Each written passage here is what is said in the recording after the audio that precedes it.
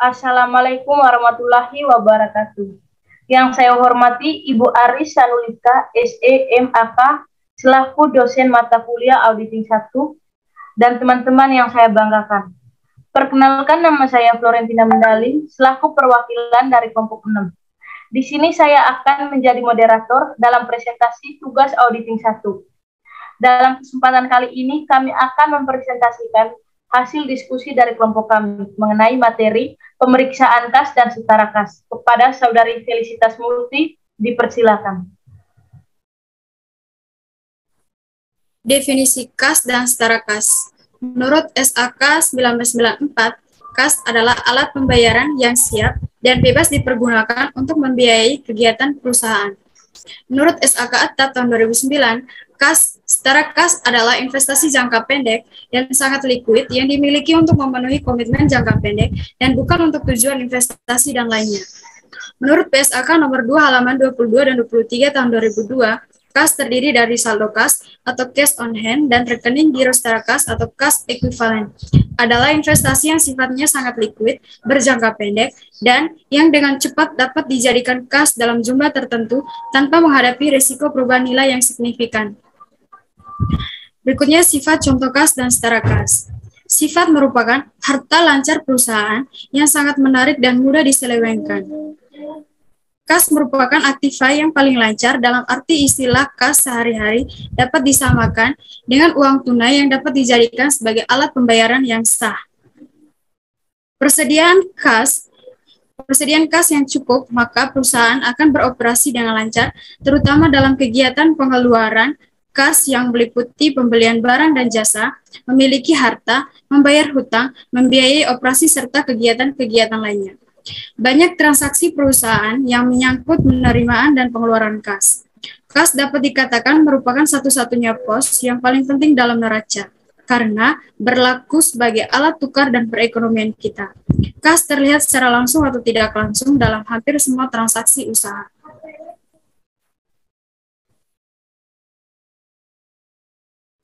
Berikut sifat contoh kas dan setara kas.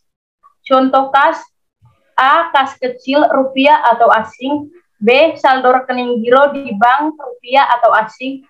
C. Bond sementara. D. Bond kas kecil yang belum direimbursit. E. Cek tunai yang akan didepositokan. Contoh bukan kas: A. Deposito berjangka atau time deposit yang jatuh tempo lebih dari 3 bulan. B. Cek mundur dan cek kosong. C. Dana yang disisihkan untuk tujuan tertentu atau sinking fund. D. Rekening giro yang tidak dapat segera digunakan baik di dalam negeri maupun di luar negeri. Tambahan, setara kas adalah investasi yang sifatnya liquid, berjangka pendek, dan yang dengan cepat dapat dijadikan kas dalam jumlah tertentu, tanpa menghadapi risiko perubahan nilai yang signifikan.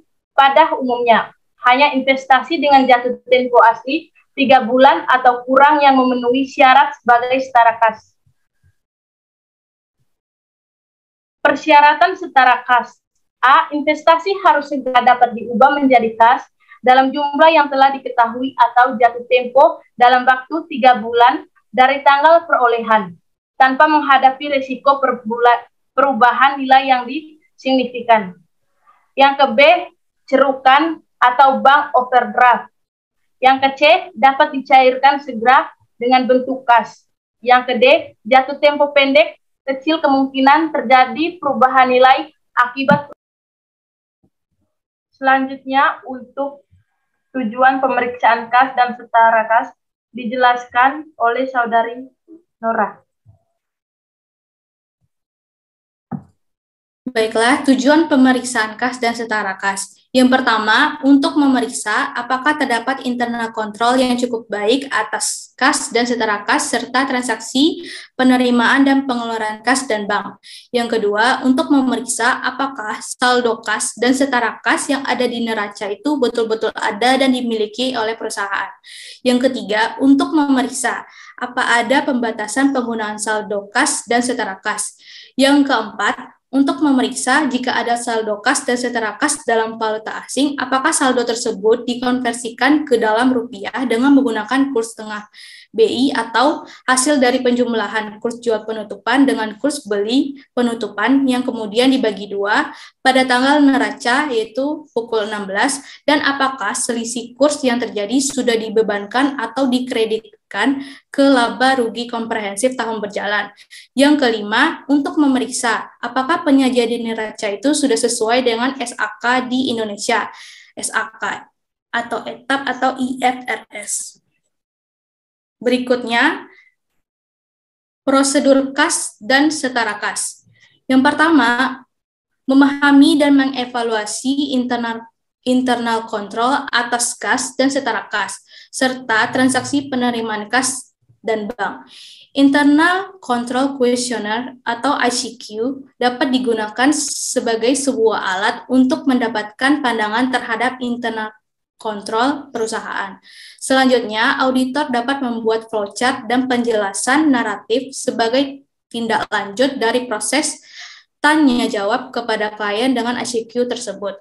Yang kedua, membuat top schedule. Top schedule adalah salah satu kertas kerja pemeriksaan atau KKP yang berfungsi sebagai lembar awal yang menunjukkan hasil pemeriksaan auditor secara umum atau kesimpulan atas pos yang bersangkutan. Yang ketiga, melakukan cash count atau perhitungan fisik uang kas, bisa sebelum atau sesudah tanggal neraca. Yang keempat, mengirim konfirmasi atau mendapat pernyataan saldo dari kasir dalam hal tidak dilakukan cash opname terkait dengan pertimbangan cost benefit oleh auditor atas saldo kas pada cabang perusahaan yang jauh tidak terlalu besar. Yang kelima, mengirim konfirmasi untuk seluruh bank yang dimiliki perusahaan surat konfirmasi atas saldo kas bank, biasanya juga berisi jumlah kredit perusahaan tersebut, perdiskontoan wesel tagih, dan lain-lain. Selanjutnya, untuk prosedur kas dan setara kas dibahas oleh Saudari Nisa. Ya, untuk prosedur kas dan setara kas yang selanjutnya, yaitu untuk yang keenam, ada meminta rekonsiliasi bank per tanggal neraca. Untuk yang ketujuh, melakukan pemeriksaan atas rekonsiliasi bank tersebut. Dilakukan untuk memeriksa rekonsiliasi tersebut, serta mengusulkan audit adjustment jika terdapat kesalahan. Untuk yang kedelapan, melakukan pengkajian ulang atau review jawaban konfirmasi bank, notulen rapat, dan perjanjian kredit untuk mengetahui apakah ada pembatasan dari rekening bank yang dimiliki perusahaan. Pembatasan dapat terjadi karena pembekuan rekening bank yang dimiliki perusahaan oleh pihak Dirjen Pajak sehubungan dengan permasalahan pajak perusahaan. Untuk yang ke-8, memeriksa interbank transfer kurang lebih 1 minggu sebelum dan sesudah tanggal neraca untuk mengetahui adanya kitting dengan tujuan window dressing. Kasus kitting dapat terjadi jika perusahaan memiliki lebih dari satu rekening bank dan perusahaan melakukan transfer antar bank namun pencatatan pembukuan terkait mutasi pada salah satu bank belum dilakukan, khususnya mutasi berkurangnya saldo kas bank karena transfer dana. Untuk yang ke-9, memeriksa transaksi kas sesudah tanggal neraca sampai mendekati tanggal selesainya pemeriksaan lapangan. Dilakukan untuk memastikan adanya kewajiban yang belum tercatat. Untuk prosedur kas yang selanjutnya yaitu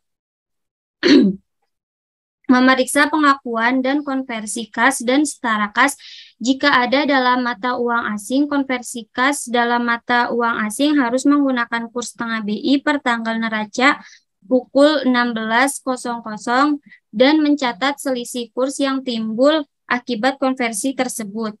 Untuk selanjutnya yaitu memeriksa apakah penyajian kas dan setara kas di neraca dan CALK sesuai standar SAK di Indonesia. Menurut SAK ETAP bab 7 tentang laporan arus kas, giro yang mengalami overdraft atau cerukan bank akibat kelebihan penarikan melebihi saldo pada umumnya, termasuk aktivitas pendanaan sejenis dengan pinjaman. Oleh karena itu, giro bersaldo kredit perlu direklasifikasi ke dalam pos utang lancar. Dan untuk prosedur kas dan setara kas yang terakhir yaitu ada membuat kesimpulan di top schedule kas dan setara kas atau memo tersendiri.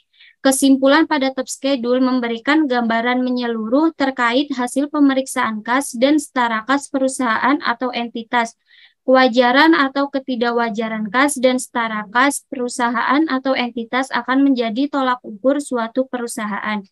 Di sini ada contoh lampiran dari contoh top schedule, contoh ICQ, contoh flowchart, dan contoh rekonsiliasi bank. Selanjutnya ada kesimpulan yang bisa kami ambil, yaitu pengertian dari kas sendiri merupakan aset lancar perusahaan yang sangat menarik dan mudah untuk diselewengkan. Selain itu, banyak transaksi perusahaan yang menyangkut penerimaan dan pengeluaran kas. Karena itu, untuk memperkecil kemungkinan terjadinya kecurangan atau penyelewengan yang menyangkut uang kas perusahaan, sehingga diperlukannya pengendalian atau internal control yang baik atas kas dan setara kas. Tentunya dalam pengendalian tersebut ada prosedur atau tata cara pemeriksaan kas dan setara kas. Baik, demikianlah beberapa hal yang bisa kelompok kami sampaikan. Sebelumnya saya mohon maaf yang sebesar-besarnya apabila di dalam penyampaian tadi mungkin ada banyak kesalahan atau beberapa pernyataan yang menyinggung. Sekian dan terima kasih. Wassalamualaikum warahmatullahi wabarakatuh.